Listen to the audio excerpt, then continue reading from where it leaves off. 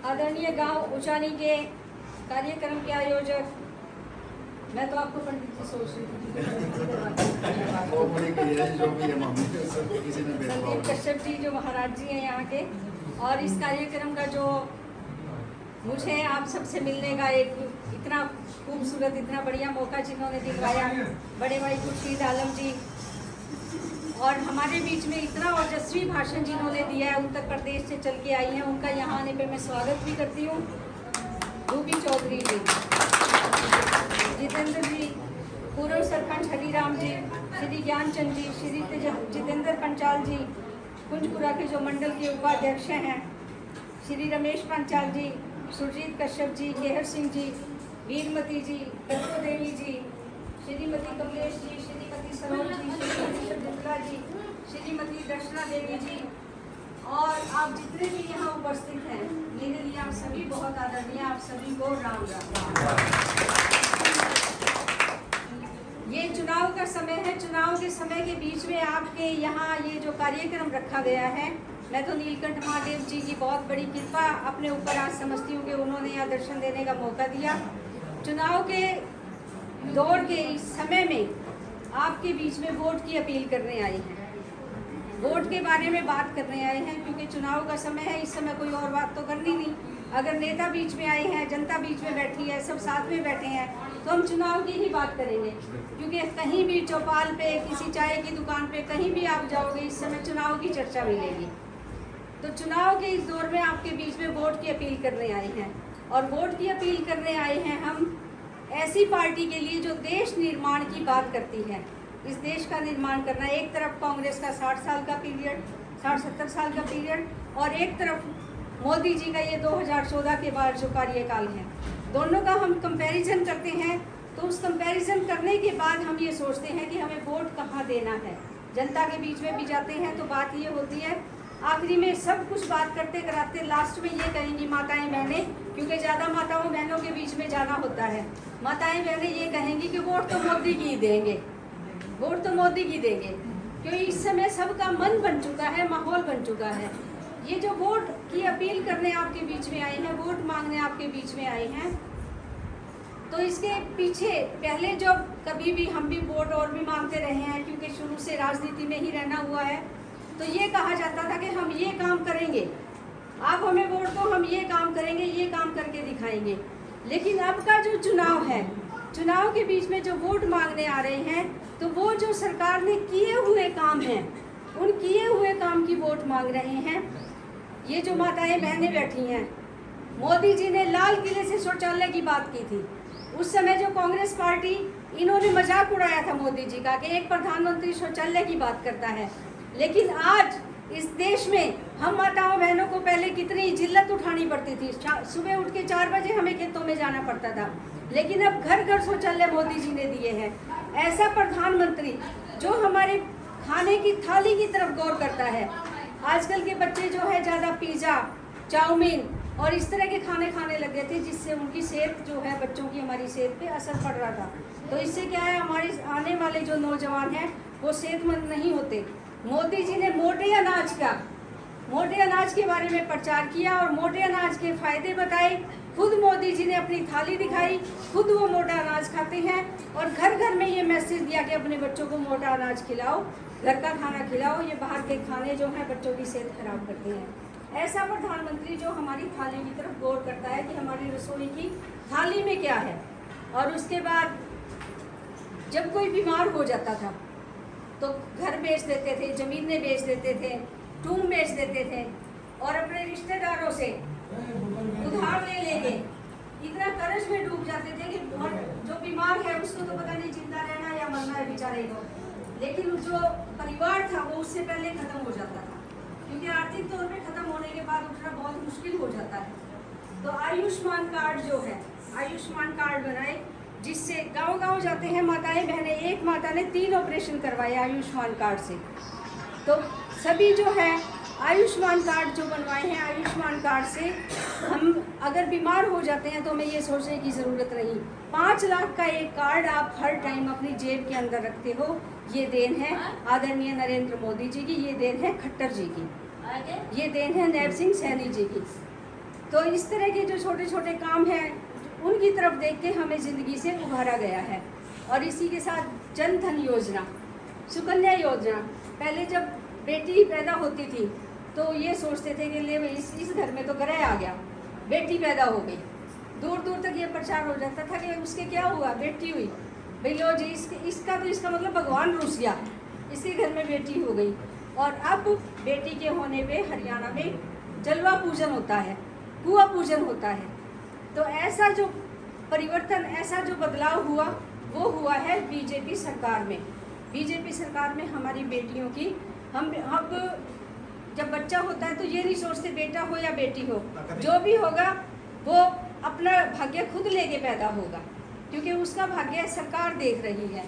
जन धन योजना, पहले जो है सुकन्या योजना और जन धन योजना, पहले जो है बैंकों में ये कहा जाता था कि बड़े आदमियों के काम है बैंकों में खाते खुलवाना।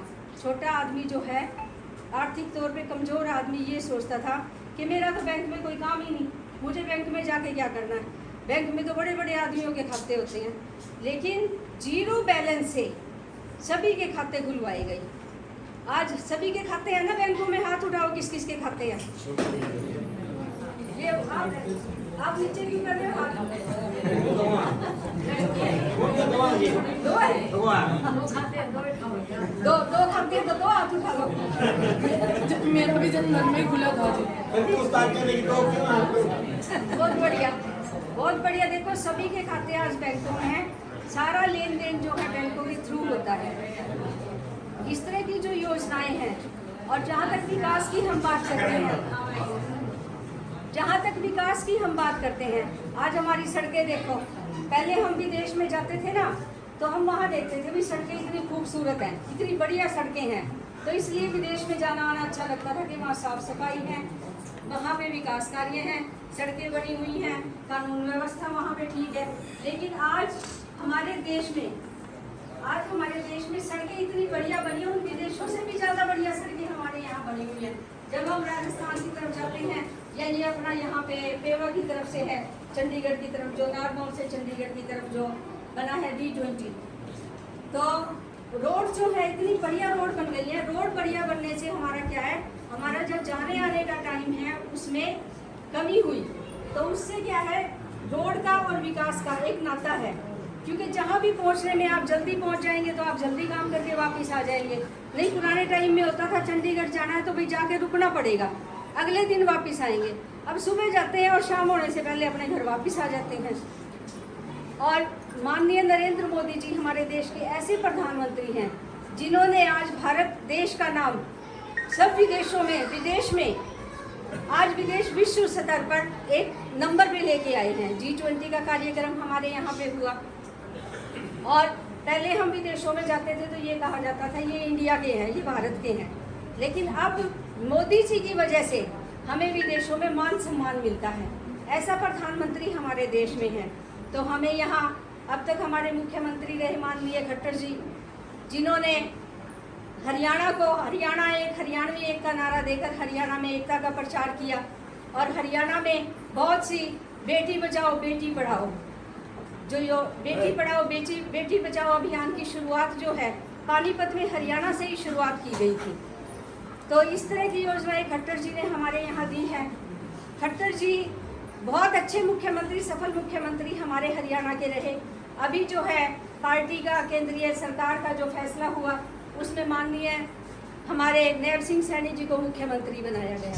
मैं नैब सिंह सैनी जी के बारे में एक बात आपको कहूँगी, क्योंकि कुरुक्षेत्र से, मैं भी कुरुक्षेत्र से हूँ, और कुरुक्षेत्र से ही वो मेंबर पार्लियामेंट MP रहे। कुरुक्षेत्र में, पूरे कुरुक्षेत्र में एक भी व्यक्ति ऐसा नहीं है जो नैब सिंह सैनी जी से नाराज हो। ऐसा MP, ऐसा उनका स्वभाव, आज वो इस प्रदेश के मुख्यमंत्री बने हैं, और कुरुक्षेत्र का खूब उन्होंने विकास किया। हरियाणा का विकास उसी तरह से जैसे खट्टर जी के टाइम में चल रहा था, उससे भी दुगना विकास जो है नैब सिंह सैनी जी, क्योंकि गुरु और चेला, गुरु ने जो काम किया चेला तो उससे दुगना काम करेगा ही। तो दोनों जो है, दोनों मिलके इस हरियाणा का खूब विकास करेंगे। नैब सिंह सैनी जी, उनकी धर्मपत्नी सुमन जी यहाँ नहीं आ सकी आपके गांव में, उनका प्रोग्राम रखवाएंगे आपके यहाँ। वो भी इतनी सरल स्वभाव की हैं, बहुत अच्छे स्वभाव की है दोनों, नैब सिंह सैनी जी भी, सुमन सैनी जी भी। सुमन सैनी जी का तो आप मिलोगे तो आपको ये लगेगा कि ये तो हमारे बीच में ही रहती है, इतने अच्छे दोनों पति पत्नी हैं। आज ये देश जो है, देश मोदी जी के हाथ में और हमारा प्रदेश जो है नैब सिंह सैनी जी के हाथ में है। हम जो है बिल्कुल निश्चिंत हैं। अब क्या ज़रूरत है, हमें 25 तारीख को वोट डलनी है, 25 तारीख को वोट डलनी है। अब समय तो कम रह गया, आज कितनी तारीख हो गई, 19 तारीख हो गई, 25 को वोट डलनी है।